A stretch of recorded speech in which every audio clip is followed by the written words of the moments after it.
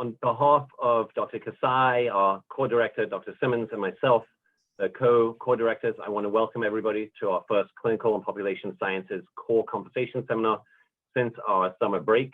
This is actually my first core conversation seminar since I joined the CPS core, and I'm really happy to see how many people are going to be joining us tonight to listen to what I know is going to be an amazing and a very timely presentation. So we have two speakers tonight. Our first speaker is Dr. Rupa Patel, whose talk is titled Injectable Cabotegravir for PrEP in Clinical Practice, Areas of Research to Accelerate Implementation. This will be followed by Melissa Turner, who will discuss the community perspectives of injectable PrEP. And we hope to have about 15 to 20 minutes for questions and comments at the end of these talks. So I'm excited to introduce Dr. Rupa Patel as our main speaker.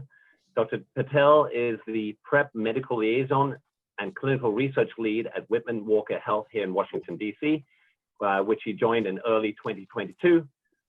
She's a former director of the CDC Midwest HIV Prevention Capacity Building Center, which provides technical assistance for health departments, clinics, and community-based organizations in 12 states. She is an associate professor of medicine at Washington University in St. Louis, where she was on faculty before moving to D.C. Her interests include PrEP implementation in non-clinical settings to increase access to services, including peer-led programs, pharmacy-led programs, and at-home care. Dr. Patel is a member of the WHO PrEP Implementation Technical Advisory Group and has served as a PrEP clinical advisor for large-scale projects in South Asia and Sub-Saharan Africa. Tonight, she has gracefully agreed to share her insights from what she has learned about the rollout of injectable PrEP and how this might be implemented more widely and areas for possible research. So thank you, Dr. Patel, and over to you. Excellent, and I will go ahead and share my slides. Let's see.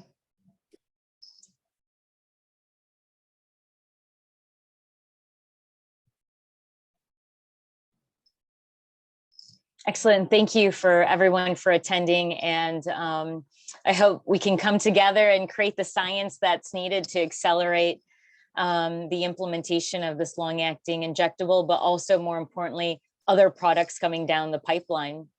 I have disclosures for obtaining funding for research from industry. And first, I'm going to describe what we have today. I'm going to give you basically the lens from a clinician, but also a program builder. And I'm going to describe, what we have today for clinical practice, and then roll into some frameworks for program development and research, and then put in what are the gaps today, even with oral PrEP, but how has that been, compounded with now lack of tools or et cetera for LAI or long-acting injectable PrEP. So I want to first kind of let us be on the same page on what we have today. So first, because even when we talk about long-acting injectables, we can't forget what we have today, because now it's going to get even more complicated. And I'm going to weave in examples as I go through, but the most important thing is people are going to waffle between all these different options in their dynamic journey of taking antiretrovirals to prevent HIV, and they're going to be at different phases of it, different risk and different years of their life. And so the first option is daily oral PrEP, as we know, generic and Truvada. It's what most insurances cover. It's $1 a day. Messaging has to be around this because today insurances are rejecting the injection, and we have to always quantify that none of these products are so much better than the other that when your insurance rejects it and we can't get it for you, you're left hanging. And I want us to also understand that in that context where sometimes our hands are tied behind our back because insurance companies are not letting us release things, or they're delaying acquisition, and we're just essentially, sometimes we are contributing to someone's anxiety when they don't get their product right away. So I think there needs to be solid messaging about these options and the comparison of efficacy. Then you've got the second option of daily oral PrEP, which is FDA approved. It's Descovy. It's a smaller pill, and the real importance of this pill is Essentially, if your creatinine clearance is above 30 but less than 60, there is another option here today. Insurances are rejecting this. This is about, $1,700 a month. And then you've got FDA approval, Cabotegravir. And then what you don't have FDA approved but widely accepted is 211. And I will tell you, this conversation is being used a little more during the pandemic or while they're waiting. Had someone the other day, they don't like taking a daily oral pill, but it's taking a while to get that injection in my hand to inject. And I said, instead of having nothing because you are at risk, can we even try 211? Because you absolutely don't like the daily oral. So, these are conversations that are very dynamic and happen with what's in front of us that week while we're waiting for insurances and medication supply. So what I described to you is coming verbatim from the 2021 guidelines in December.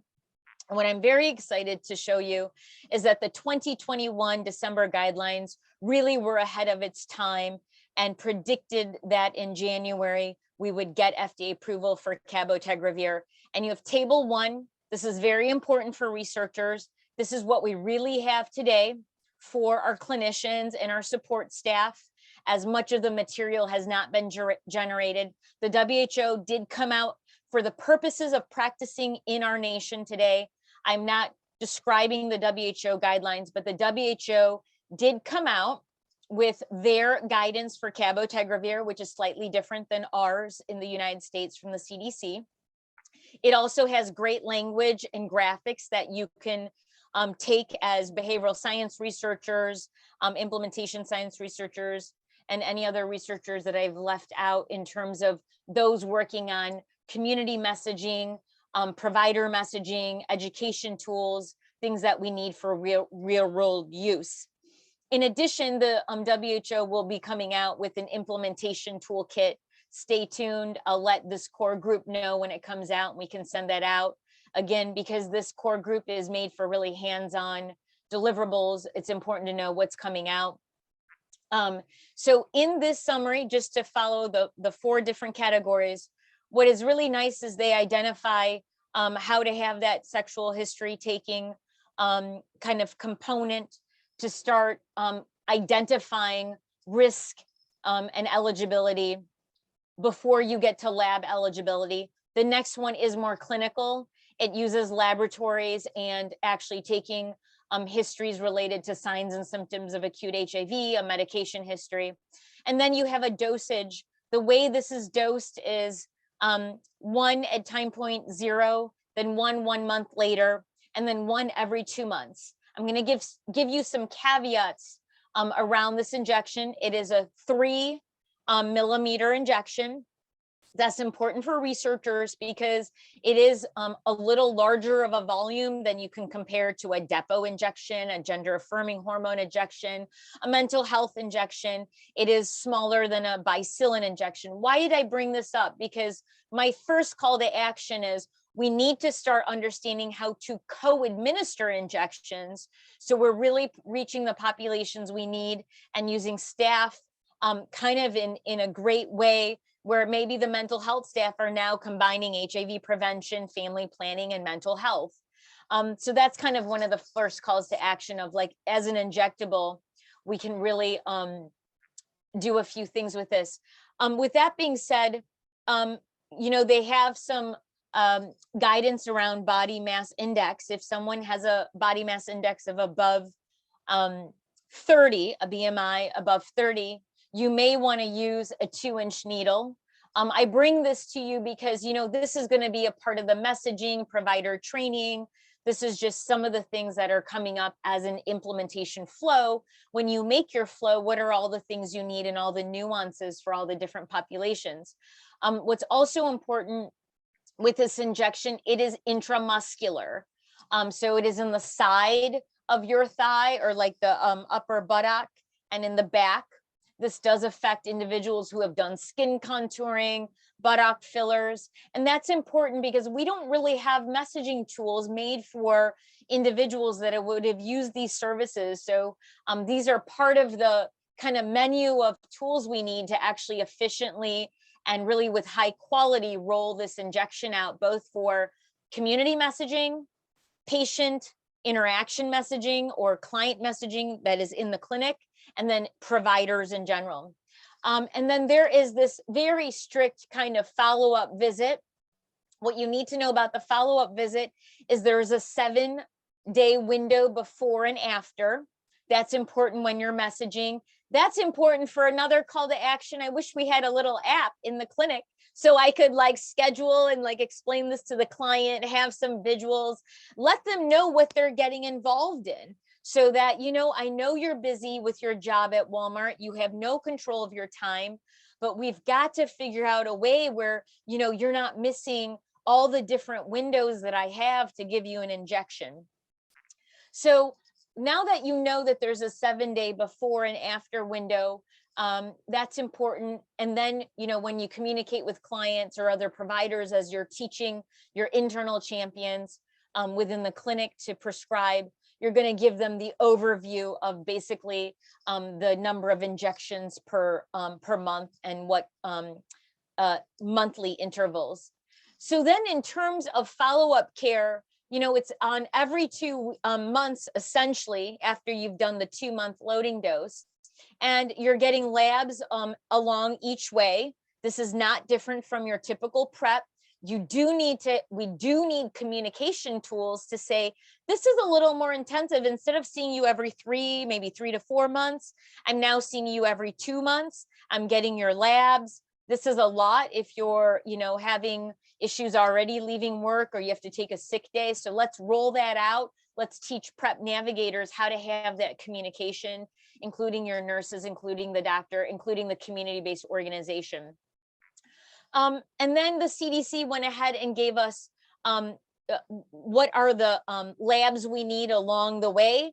For the researchers in the room, what is great is we don't need a creatinine and we don't need a liver test anymore to compare that with regular PrEP or oral PrEP. And you know, we do get your regular syphilis, gonorrhea, chlamydia testing, you know, pregnancy testing as needed.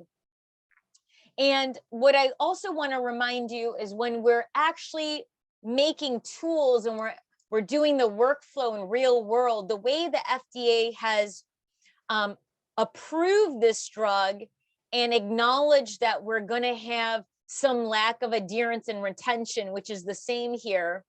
You have planned visits that are missed and unplanned missed visits. And you know that algorithm, and we actually need a lot more messaging tools to explain this and have this graphically, because this is literally how it is right now in like wording about planned and unplanned injections. And I don't want to go through some detail, but bottom line is the way as a researcher to break this up when we're doing things, as we know from the PrEP care continuum, you have initiation and you have retention. You have early retention and late retention. Look at it like this. You have 2 loading doses for your injection. And if you miss any of those loading doses within a 2-month period, you have to reload. And then you've got maintenance injection or your 3rd injection. And basically, if you miss it within 3 months or greater, you have to start reloading. And that's going to be kind of our conversations about initiation, retention, and then reinitiation, kind of like what we already do with oral PrEP. If you stop taking oral PrEP for at least 7 days, closer to at least 2 weeks or more, we consider you having to be restarted, retesting, getting you back in the system. And then we've got certain PrEP hotlines and call centers, but I want to emphasize the amount of extra resources we're going to need for kind of technical building and capacity for our workforce across the nation, for health departments, CBOs, and safety net centers, such as mine at Whitman Walker. You're going to need hotlines, visual tools to talk about all the options, now tools to talk about all the injection kind of procedures, missed injections and not. We're going to need videos that are culturally competent to teach providers and for potential users of the injection.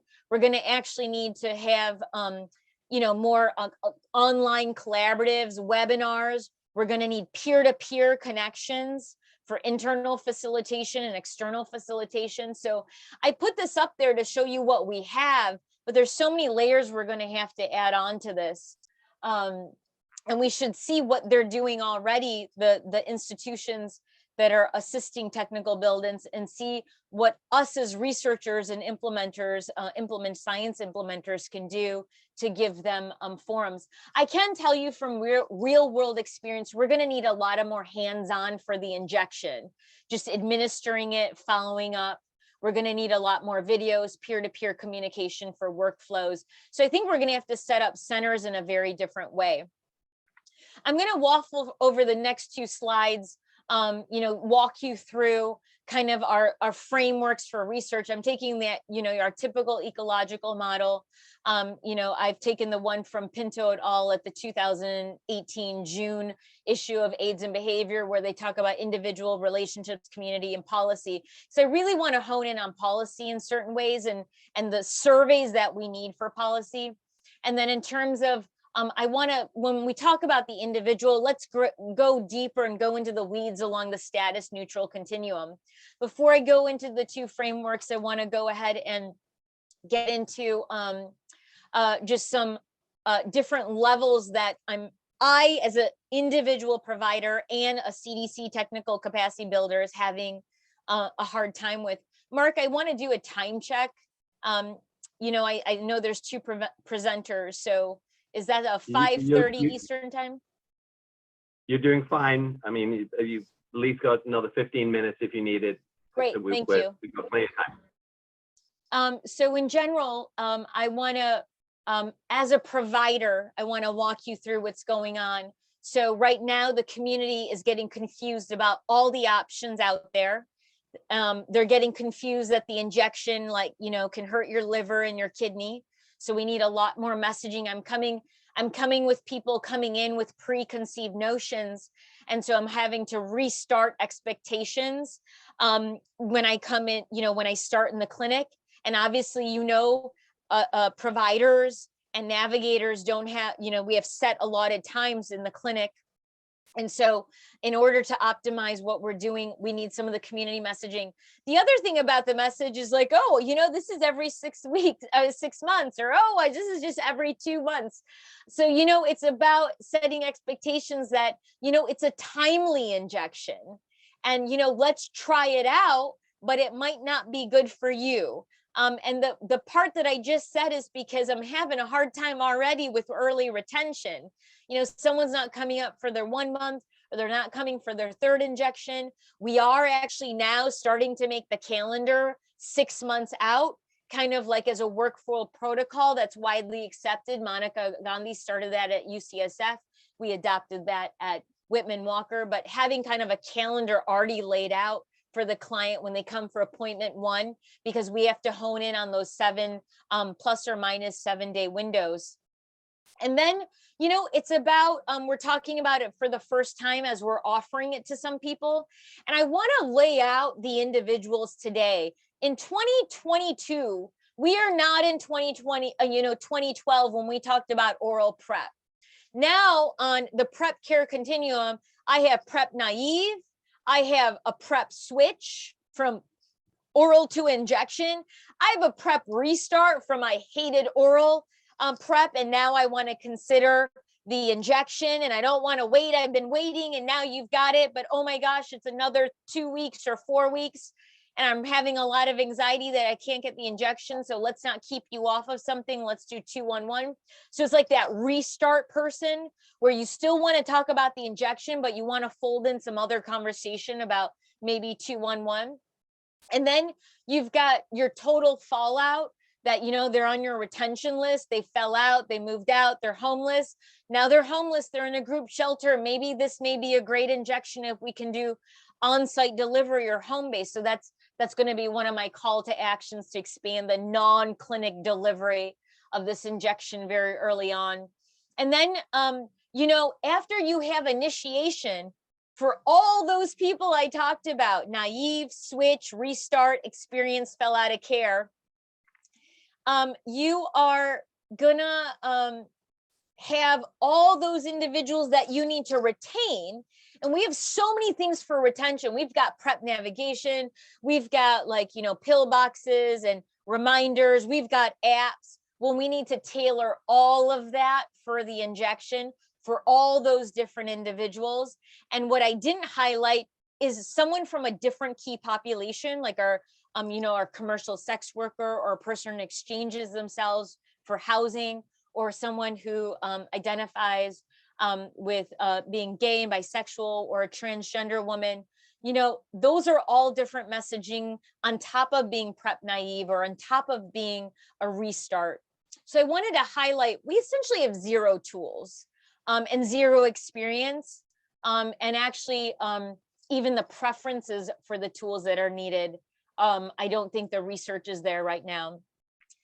In terms of moving into now, when I start looking at, we've got the community and the patient or the client level, I want to move into the organizational level and the providers, and they're very different. On the provider level, we're having a lot of issues with messaging. The other day, one of my providers, and I've heard this in other forums, well, this isn't really superior, the injection, oh, it was only 67% effective. So I think, like all of PrEP, like we worked on in 2012, I think we need to have some accuracy and shared kind of communication about what is the efficacy and what is the efficacy and the pros and cons compared to daily oral PrEP. Well, I hear a lot of providers forgetting to say this injection was 67% overall better, from the New England Journal of Medicine article, which is now updated since Montreal AIS, but it was 67%, better in comparison with daily oral PrEP. I'm constantly not hearing my colleagues say that there wasn't a placebo. They forget we moved from placebo. So I would love some more messaging, so that my colleagues can have some really simple lines they can have among colleagues, and then also with their clients. So then we also don't have, for providers, I would love something to walk in and have a flip chart for my clients, my patients, and be able to say, these are your options, these are the side effects, this is the efficacy, this may be the pros and cons of implementation. We don't have anything about that. In terms of provider acceptability, I think we have a few studies on like where they rate in willingness to prescribe, but I wish we would have a few more things about, if you had an MA inject this, a medical assistant inject it, or a nurse inject it, would you be more willing to do it? We haven't figured out what will allow someone to move from the hump of willing to actually, and what resources are needed. I believe everybody does want some hand holding for the first 3 injections. I've been the internal champion for Whitman Walker, and so is our leadership, Sarah Henn and David Fessler. But so, what more around the health coaching and the exact watching injection several times, or having someone help you come into your clinical room. I remember I'll raise my hand, first one, I had my colleague come in and say, reinforce and validate where my injection was. I was like, look, I've never done this before. I've seen it. I feel comfortable with other injections. I've done it like this on this person that had a BMI of 39 and this person that has a BMI of very, very low. Can you just double check where I did this? And that way you'll learn too. And the day I'm not on clinic, you can help me inject my patients. But I think that even small level of comfort to know a colleague came in just during my first 2 injections was really nice. And then, just other training materials, more visuals, maybe some workshops that are more hands-on because it is an injection. Remember, I want to remind everyone there's a kit, but you actually do have to know how to store it. You have to take the vial out, you have to shake it. You have to take a vial adapter on it. You have to draw the medicine. Then you have to take out the air bubbles and you have to put it in. It's an 18-step process. So it's not like a very non-complicated, it is not a filled syringe. And, that will add barriers. So I think, again, what are the training tools that you need around that? And then I think, like all interventions, as you know about PrEP at the provider and organizational level, what are those structural things that we need, such as EHR changes, structural changes in the room. I wish we had tons of posters, huge posters to describe the injection so people would actually ask for it. Or it would be an easier conversation to sensitize the clients.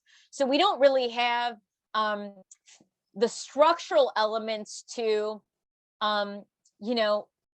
serve as adjuncts for the provider on a daily basis. And when I mean adjuncts, you think of a pop-up or a hard stop to help with you initiate, prescribe, order lab sets, and follow up. You've got things in the waiting room. You've may got an MA that already talked about it. You have things, posters or other types of structural materials that you have in your actual client room, etc. And then, one of the workflow issues, I'm sure, George Washington University and Mark is dealing with this as well, is, just the scale up of the injections and the burden of injecting and those being extra time. Who are the support staff that can do it, where you have on-site and off-site supervision? Are those pharmacists, medical assistants? Are there peer navigators? Are there licensed nurses? And this is also the call to action that'll come about is, PrEP is in pharmacies now. It's on mobile clinics. It's in bathhouses now. There are ways to deliver PrEP now through tele and through task shifting.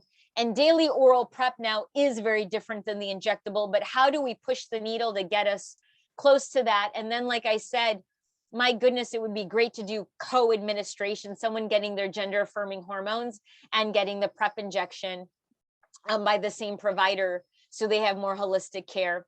And then, this is something structural that I said likely not modifiable. The reason that people are having issues right now, the major hump is the injection is complicated. I'm going to describe 2 ways to get the injection from a provider and kind of an organizational leader standpoint. You can order the prescription. It goes to a pharmacy. The pharmacy will say it's a pharmacy benefit. They'll keep the medication on stock. They can distribute it right away.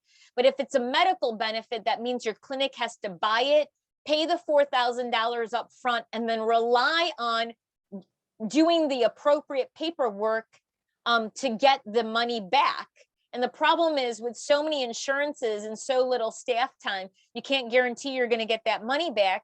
And unexpectedly, instead of thinking, 1 out of like 5 injections may be a medical benefit, it's actually 1 out of 2 are a medical benefit in some cases. So all this kind of time to get your money back on something very expensive is very difficult. And what the manufacturers didn't tell you is that if you have an uninsured client, that medication goes somewhere else. It goes to a ViiV directed pharmacy. Well, the issue with that is then that pharmacy has to ship it to my clinic. And guess what? I don't have someone to receive that injection, especially if I have 50 injections and I got to time that with 50 patients in a landscape of having 5,000 to 10,000 patients in a busy clinic. So the logistics of receiving the medication, the key difference here, what you need to know is PrEP is a prescription and goes to your patient's hand or your PrEP user's hand. This injection cannot go into their hand.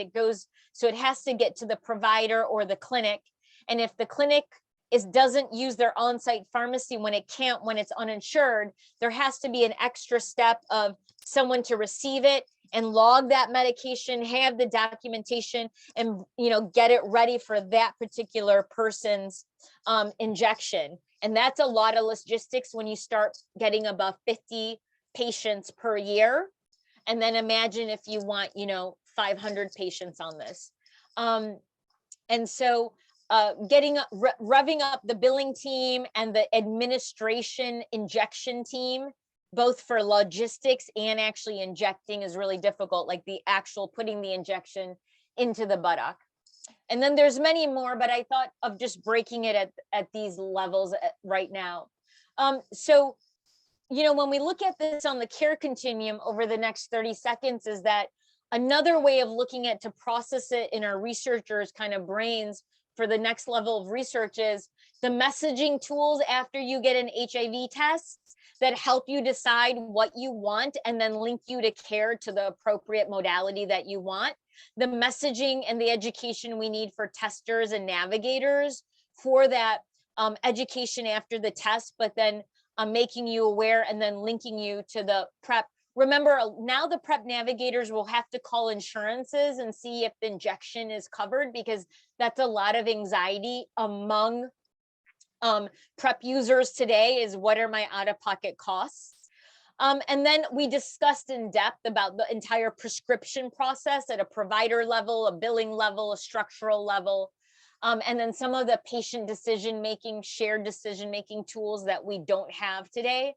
And initiation is what I said, on the care continuum for PrEP, prescription is initiation, but then, we've got to talk about retention, and that's an entire different ballgame.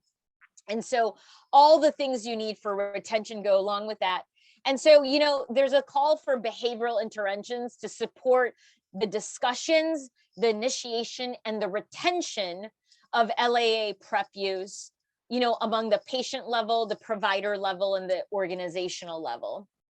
And then I want to hone in something about policies. After we did the deep dive at the individual level of the patient and the provider and the community, I want to start moving us into what do we need in place so we can move the needle like we did with oral PrEP. And that is different communicators. So I hope one day in the future, we can have medical assistants, prescribing, or a pharmacist prescribing, because if you want to rely on like Dr. Rupa Patel to give 100 injections, that's like impossible. But of course, as you can tie my medical license to several other providers, pharmacists or nurse practitioners, and can they do it? But then can we even go out beyond that? And then the call to action is really, can we address the syndemics? Can we deliver syphilis injections and give our, LAI PrEP at the same time? So what are the policies we need for that in the legislation? And then, of course, ironing out the different settings. So I would love to start seeing this in this has the capacity for mobile units, for at home, for group homes, for shelters, but there's really no understanding about the preferences among those certain populations, or the doctors who are prescribing to like lend their medical license to the shelter, and all the individuals that would go to the shelter, or the street medicine or whoever to inject. But I think, as researchers, I want to be very careful to tell you, it will be a missed opportunity with this injection if we're not moving out of the clinic. I can tell you that, because once people understand how to inject and the clients get it, it starts to get very quick and very acceptable. I was very shocked between injection 1 and 3, how it became so easy. And it would be a missed opportunity not to get it outside of the clinic.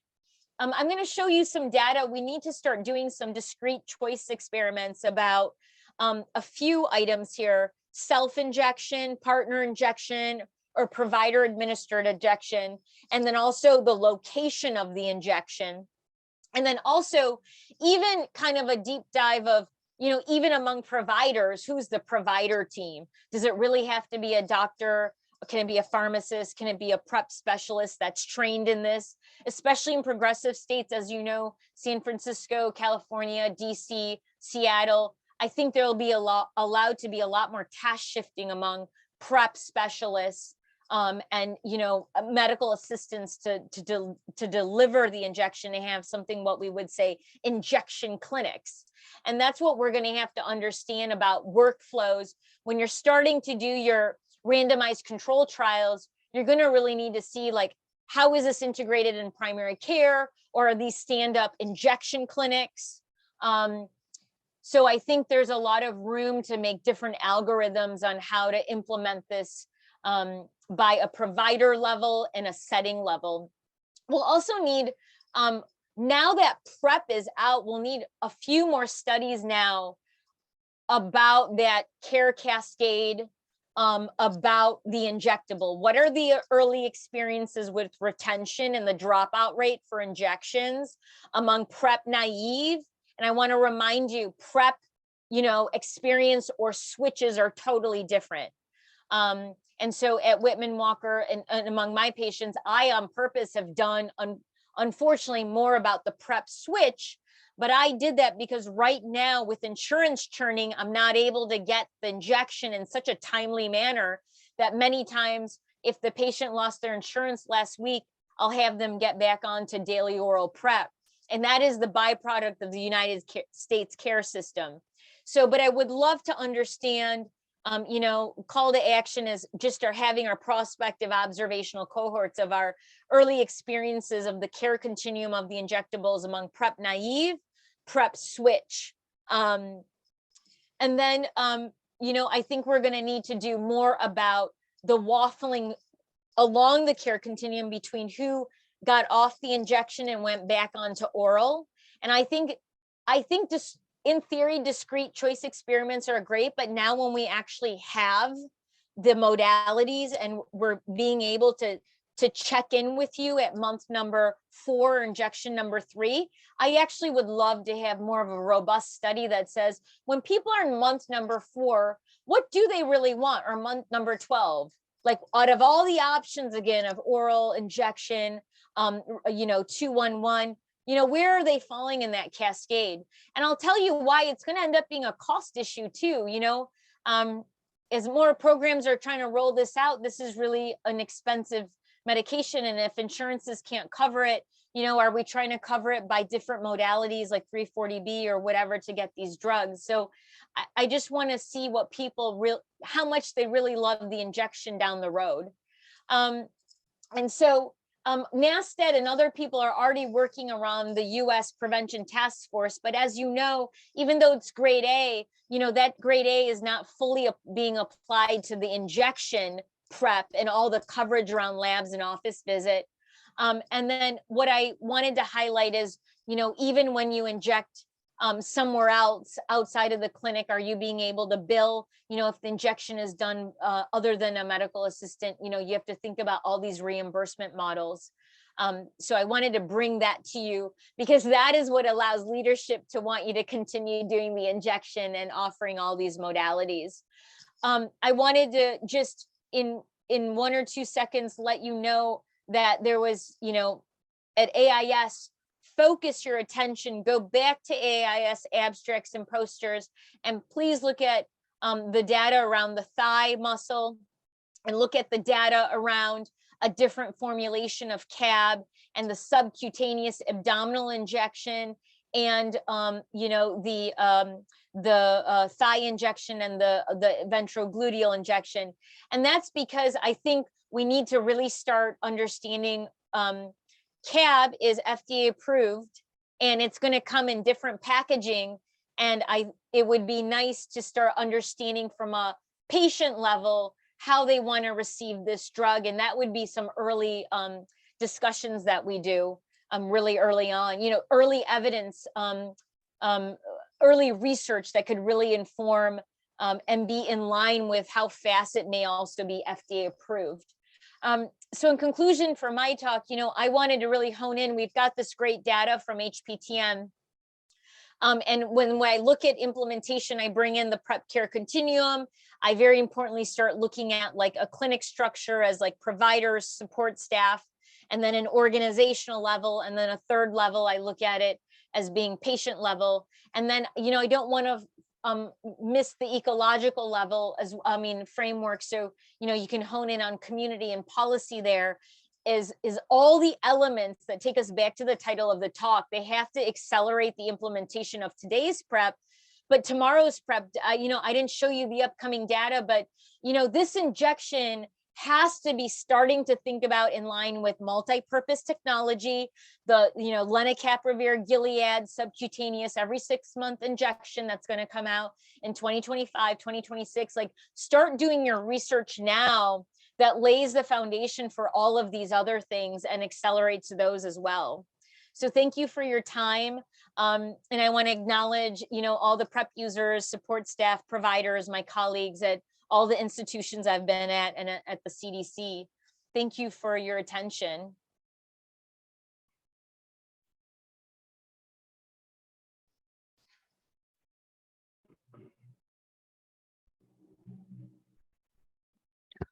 Okay, did you want me to jump right in?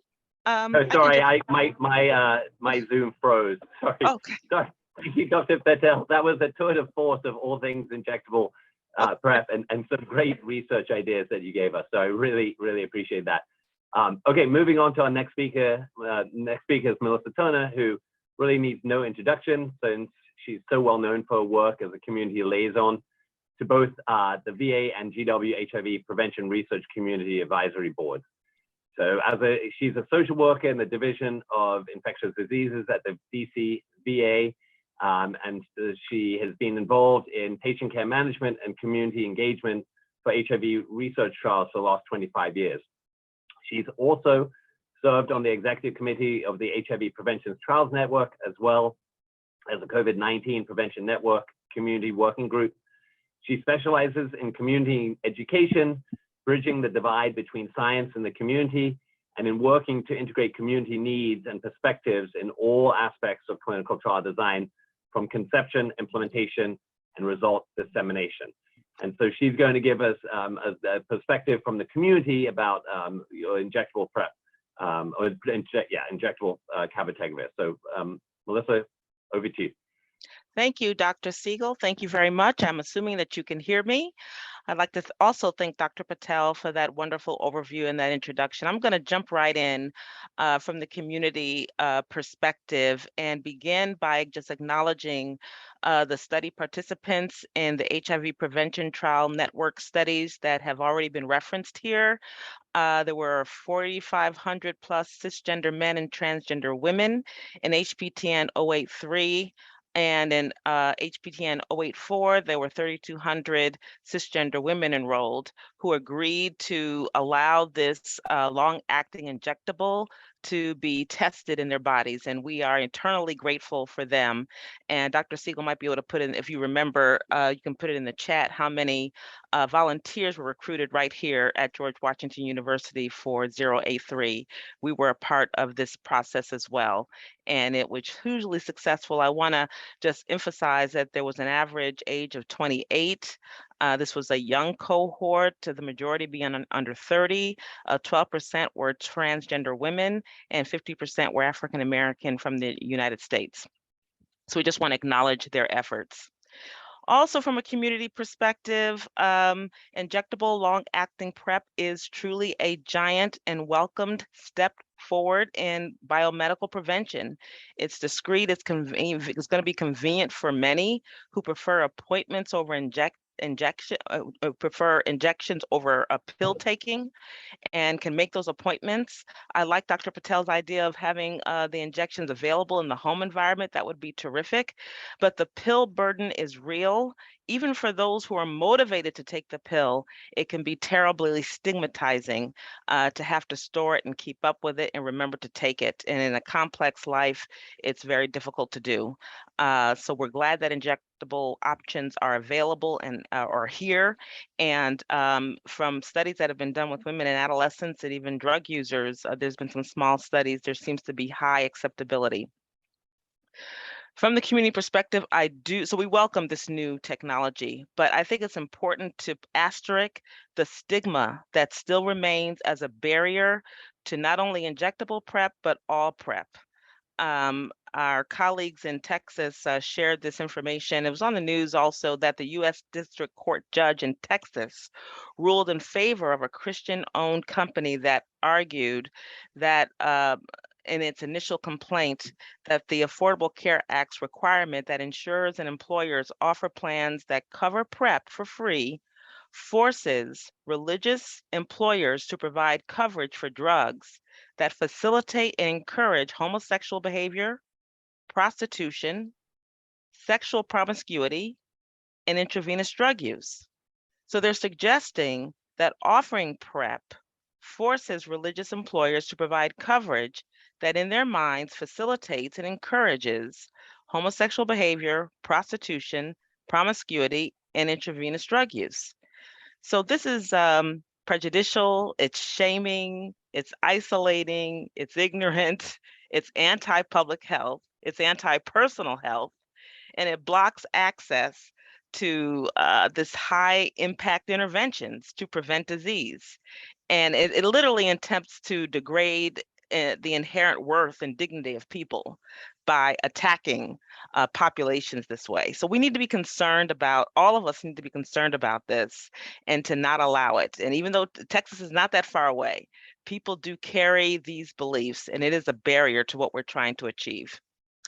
Also, from the community perspective, we do need choice. We welcome choice. Increased choice in the prevention toolbox is associated with increased uptake. So we welcome a menu of effective, safe, and convenient choice in prevention options.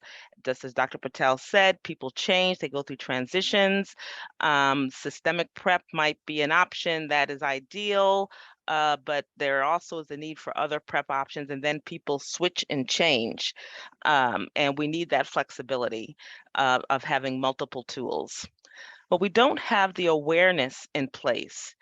Outside HIV, outside of the DC CFARs all over the nation, there still is not a lot known about PrEP. We're 10 years into availability of PrEP, but it still is not particularly known, or we have to build awareness of its existence for everyone, not just who we consider the vulnerable populations, but for everyone, for women who might be in a new relationship, or for young people exploring their sexuality, or for seniors rediscovering their attraction and desire, or same gender loving people, transgender men and women, substance users, other drug users, stimulant users, discordant couples. So for all people, if we can make PrEP a part of general sexual health and put it in alignment with broader health services, I think this will increase awareness. I also want to talk a little bit more about how do we build this demand? I mean, many of us have heard of Chantix or Abilify or Cialis or Viagra. These are medications that are promoted and marketed in the mainstream media. But we don't have that kind of promotion available, unfortunately. So we have to work as a community to demand, to create that, to demand creation for PrEP. That is just as important. So we want to create a strong and effective demand for this product. We want to understand the audience who might benefit. We want to know what they already know about PrEP. What do they believe about PrEP? What do they understand about it? Is PrEP important to them? If not, what is important to them? And what are the barriers to using PrEP? What motivates them to take action? How do we raise awareness about HIV risk amongst people for whom PrEP is recommended? And how do we educate people about PrEP and allow people to learn more and to become PrEP adopters? And I thought Dr. Patel had some great ideas about the videos and the visuals and the CBOs and teaching primary care providers. But we have to work together as a motivated community to build this creation or demand creation around around PrEP products, if you will. And as we build this awareness and build demand, we have to simultaneously address this issue of equitable access. There just isn't open access. And Dr. Patel brought up some of the issues with there's high costs here, unaffordable pricing of this drug, pharmacy benefits, medical benefits, insurance benefits. All of this is very, very complicated for people who need PrEP to try to navigate. So even though it's here and it's not available, and we need greater access to this tool. There's a number of practical questions that people have in terms of what is the contraindications, if any, of Cabotegravir with other with STI treatments, or with Mpox vaccines, or flu shots, or COVID boosters, and some of the other technologies that Dr. Patel mentioned. Can these things be offered in a package? is it dangerous to provide them as a package, or is it beneficial? What are the pros and cons, and what are the risks and benefits? And also, lastly, from the community, I want to keep it brief so maybe we can get some discussion going. Products alone, as great as Cabotegravir is, I've been involved since the beginning in the testing of this product. It's a great product. I fully support it. But products alone will not end the epidemic for us. We will not be able to infuse or inject our way out of the epidemic. To end HIV, it will take these programs that support people's access to these products, whole health approaches, programs tailored for the individual, for individual people, and that's serving them within the context of their lives. I think status neutral approaches are very critical for care and for service delivery. And I, again, just going back to that toolbox, we need whole health solutions, services, support, practical help, mental health support, job support, housing support, case management support, navigation, and person-centered approaches in addition to these tools and products. So I'll leave it there. That's really the major point that I wanted to make. We're glad that CAB-LA is here. We welcome it, but there's problems with building demand, problems with access, problems with stigma. And even with these great tools, we need services and navigation to help people access them, make use of them, and to use them optimally to advance their quality of life. So I'm going to leave it there so we can have some time for discussion, and I will forego other comments I had prepared, but I would like to hear some discussion and some questions from people who have joined the call today. Thank you. Thank you so much, Melissa, for such wise comments about some of the challenges that we still face. And, you know, you mentioned advertising. I do remember that DC had a fairly racy tongue-in-cheek ad for Truvada that, you know, it ran briefly and it was very effective. And I think they could do the same thing for Cabotegravir, because actually DC Medicaid has made Cabotegravir very available. And you know, it's one of the rare instances where when I see a patient who comes in looking to consider starting injectable Cabotegravir, and he has DC Medicaid, it makes me, you know, I'm happy, because I know that the barriers are minimal to getting that person started. So I think advertising is key. We have a question from Darren Whitfield for Dr. Patel. As a biomedical researcher doing studies on PrEP, I'm curious about the current rollout of long-acting injectable PrEP. In your clinic and other clinics in the area, how many prescribers are providing long-acting injectable PrEP? Do you have any data, such as data for oral PrEP through AIDSview? Dr. Patel? Yes, thank you, Darren, for that lovely question. You know, at this point, I don't think there's like a dashboard across the nation for specific injectable PrEP users. I think that's a question we can, and I'm sure is being looked at by the AIDSview creators, and that would be the Emory group at PRISM, Patrick Sullivan and Aaron Siegler. I think I wouldn't be surprised soon we'll start seeing through prescription data, as we used to see that when you look at the history of PrEP use and how those calculations were made. The early studies were along the claims data, and you could tease out the antiretrovirals used for prevention. And I think we'll start seeing that in terms of the number of antiretrovirals, or sorry, the injectables we're using for PrEP, and then also the delineation between the number of oral PrEP prescriptions versus injectable PrEP. So that's also great research that has yet to be done by, you know, these large databases. And then the second part of the question, I forgot, Mark. About if there's any data such as AIDSview or.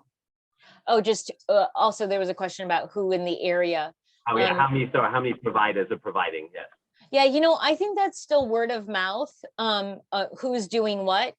I think there's still a early adoption kind of champion, PrEP champion type of role that's happening with the injectable.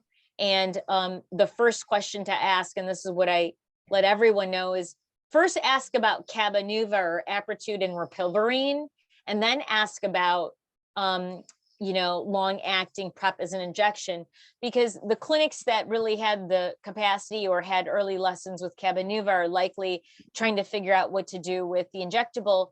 And it's also the other way. We've seen other clinics that had such a hard time with the HIV treatment injection and rollout and setting up the staff for that, which is essentially considered priority. If you had to choose one or the other, that's not good. But if you don't have enough staff to inject, a lot of people started honing in on trying to get the injection rolled out for those that were non-adherent to their HIV treatment and bring that injection to their home or wherever, or to the clinic.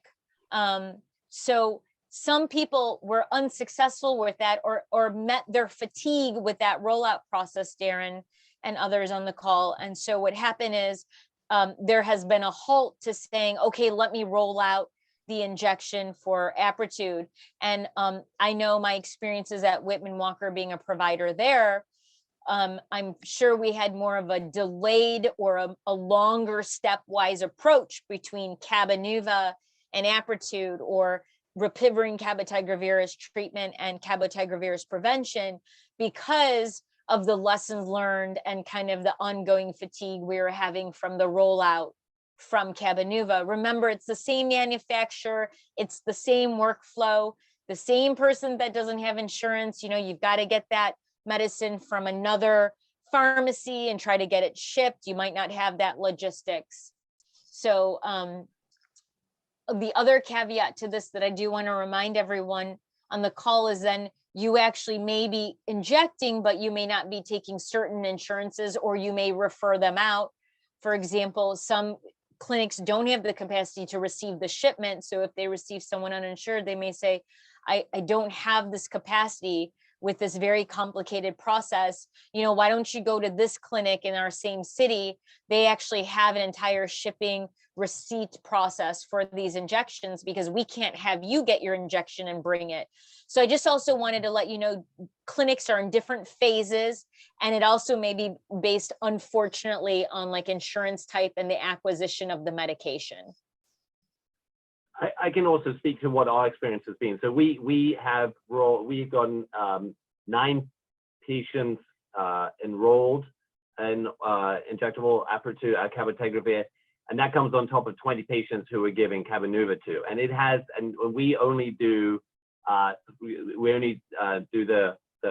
prescriptions through the pharmacies, because we tried doing it through medical benefits and buy and bill, and we ended up losing money on most of the Cabotegravir prescriptions that we administered. So, and we work mainly with 3 pharmacies in the area, and we've had to develop quite a robust relationship with the pharmacist, so that they have basically a schedule of when the patients are coming in, so they can be proactive in emailing us and saying, we see that your patient should be scheduled for their injection in a couple of weeks. We want to send you the next Apretude or Cabotegravir injection, because obviously we don't want these injections to come 2 months beforehand, because like I said, we need someone to store them, and we have a relatively small refrigerator in our clinic that has multiple other injectable medications, penicillin, ceftriaxone, and it's rapidly running out of space. There is a question about speaking to insurance barriers. Are most insurers just not covering it? Is Medicaid an exception? I think insurers are covering it. It just takes a lot of work. We found that we've often had to do prior authorizations, submit medical letters of medical necessity, and even at that point, often we've had rejections, and then we've had to do appeals.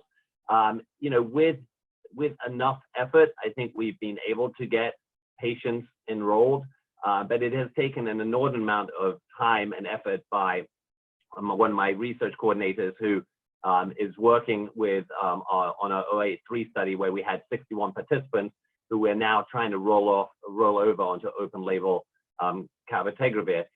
it just takes a huge amount of work up front. And I think those processes hopefully will get easier as time goes on, as more insurers start recognizing the need and demand for the cabotegravir. So I don't know, Rupa, if you've got a different perspective. It sounds like you're doing most of this through buy and bill.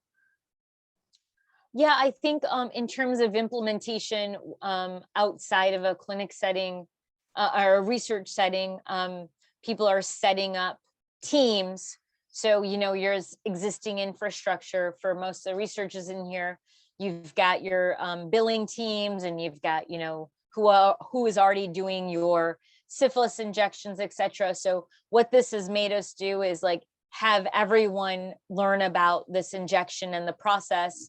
So specifically for buy and bill and pharmacy benefit and all the insurance churning and figure out what is formulary, we've hired another person on the benefits team, and we've trained all the benefits specialists, and we meet actually pretty regularly, the Aptitude and Cabotegravir work groups with this separate kind of insurance and benefits and billing team at our organization, and we're constantly trying to stay on top of it. So there is a lot of work that goes into it, and continuous work. Yeah. Have insurers required that people start oral PrEP first or fail oral PrEP first? No, that has not been a requirement that I have noticed.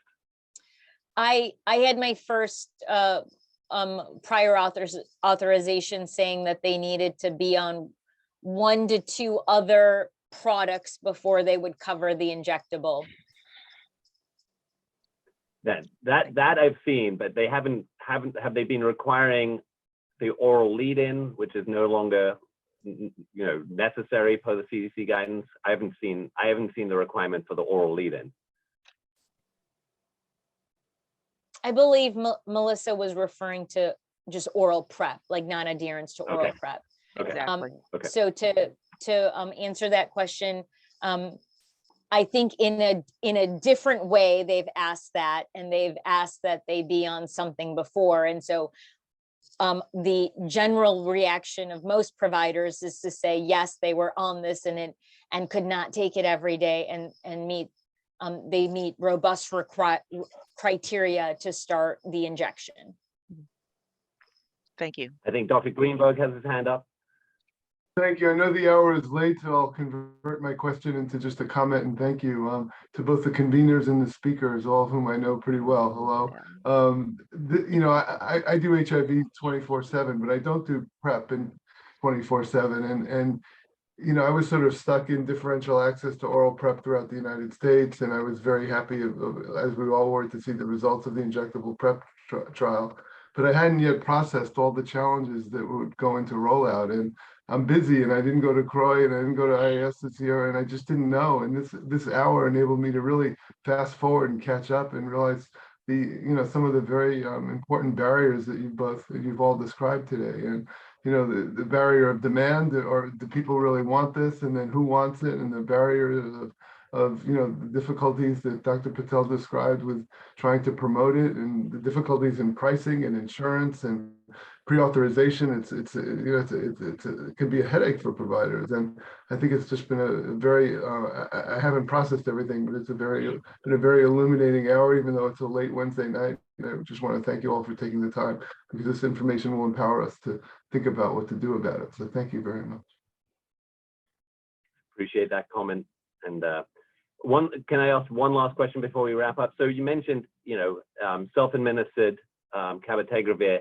How about the requirement for HIV viral load testing prior to every injection? How do you perceive that would happen if we were trying to move this into non-medical settings? Yeah, I've thought about this a lot. We have enough data on really virtual based care, home kit with an injection, with your oral PrEP meds, self collection of laboratories. The science told us, and we can go back to the articles, out of 4,500 clients, you had a handful of injections. I've talked to my my colleagues, this is really important. I've talked to my global colleagues, and they always say, we love how you US colleagues say, this is catastrophic. You know, the 4 to 6 infections out of all this, you know, because they're thinking about scale up, you know, like with, you know, I was sitting with the person from male circumcision, and he goes, Rupa, you know, we would have one hemophiliac in like the thousands of male circumcision we did when PEPFAR brought this out. And, you know, that's catastrophic, that's death, you know, and we couldn't iron them, but we had to do risks and balances. And I think the same holds true for differentiated care. I believe at some point we will identify through all the research we do, and when we're years into these injections, about who's able to receive the box, do self-collected labs, self-testing at home. The molecular box today does have, you know, DBS. They're making a viral load. It's not going to be very sensitive. I mean, maybe this means they'll, you know, they'll have to go to a lab around the corner and do this.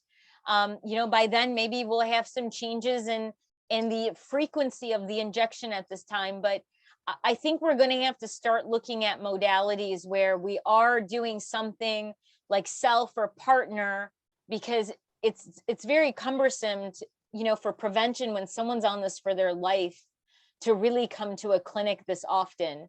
This is actually, people are not realizing it. This injection is a little actually harder than taking daily oral PrEP for some, because of the frequency of coming. And so that's why we are offering, and Melissa brought this point up, you know, the take home is this is all differentiated care. You know, these are all the menu of options, and you're going to change them at different points of your life. And I believe over time, we have to have some options of self and partner injection. And I think the science is coming out, and I wish we could do the research to see who would this fit most for. And I think to your point, I think there were 2,280 patients who were on in the 083 study who received Cabotegravir, and of those 12 acquired HIV during the study, and only 4 of those acquired HIV with adequate regular injections and therapeutic levels. So the real rate of infections when you take Cabotegravir correctly and on time is exceedingly low. Thank you. And that's the messaging I don't think is brought out. It's buried in these journal articles. And it would be nice to have some of that surface level among providers when we're messaging and helping them decide if they want to be a provider in the PrEP injection world. Okay.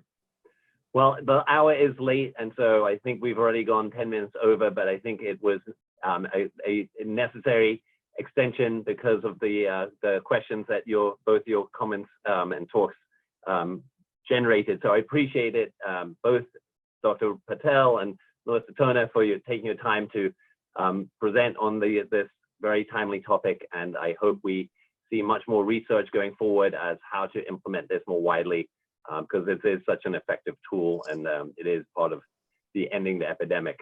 So I appreciate everybody's time, and I hope everybody has a good night. Thank you, Mark. Thank you, Mark. There's a question about, will the slides be made available with the recording? I assume they will be. Yes, the recording will be available on the website. Okay. All right. Thank you. Thank you all. Good night now. Okay. Good night. Good night. Ready? Bye.